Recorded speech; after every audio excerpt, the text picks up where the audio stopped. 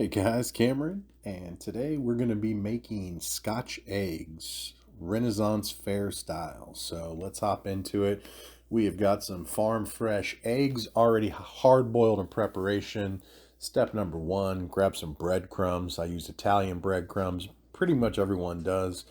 I throw a little panko in there though. Panko breadcrumbs give it a little extra crunch, a little zing. A few eggs for an egg wash, beat them up real good, make sure they are ran through. Um, this is optional. Do it though. Salt and pepper, S&P. Everyone puts a little salt and pepper in their eggs. It's just right. Next step after the salt and pepper, we're going to go ahead and have a sip of coffee. Yep, that's what I meant to say. Negan mug, full effect. All right. Iced coffee hits just right on a summer day. Sausage, about 1.5 pounds here. This is our homegrown, it's only about a week old, pork sausage. Pound it out into little patties. We're going to make like a little blanket. And once you get it big enough, go ahead and grab one of those hard-boiled eggs, throw it in the blanket, tuck all the corners up on the edge. This part right here, I got a cup on my hand, like I have it cupped, and you just kind of roll it in the hand there and it makes an egg shaped eventually, and boom, knock all 8 of them out. That's what they look like. Hard-boiled sausage, boom. Oh, wait, only 7. We ran out of sausage for the last egg, so 7 eggs, 1.5 pounds of sausage. Next, we are going to dredge them. So throw them in the egg wash, roll them around, move them over to the breadcrumbs. And at this point, you are going, oh, tight. What's up, Tuco?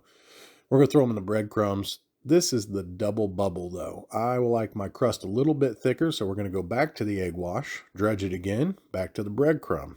So a little bit thicker crust on it. But you see what I'm doing here. Pretty simple. Do all of them like that. Do better. But there you go. 7 of them ready to go. And at this point, you're going to want to clean up. At least I did. No one likes a workspace with flour and breadcrumbs everywhere, so wipe it down. And we're going to throw them in the freezer. Not necessary, but I like to do it. I feel like it holds together better in the fryer. Heat the fryer up 400 degrees. If they're frozen, they're super cold, so they drop the temperature. Preheat the oven 375 degrees. You'll see later why we do that. As far as frying them goes, yeah, it's pretty simple. Throw them in there. I set a timer for you. Started a little bit late.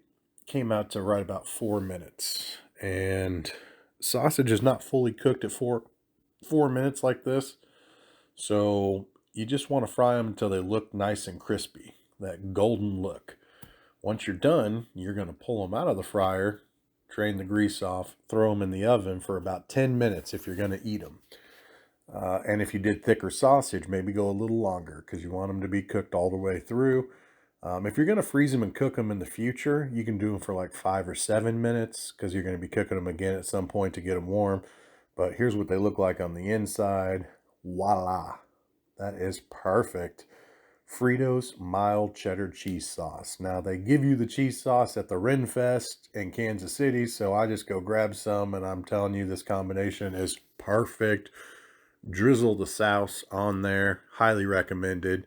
Cheese sauce them up, and would you look at it? Look at it. It is perfect. Let me know what you think.